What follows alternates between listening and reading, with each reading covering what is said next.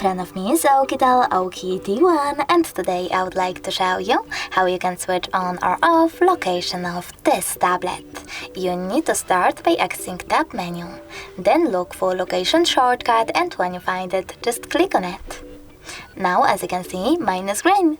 That means that location is on.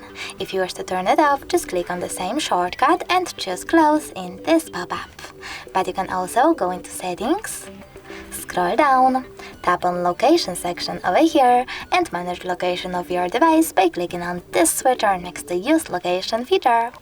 Thanks so much for watching. If you enjoyed this video, leave a like, comment and don't forget to subscribe.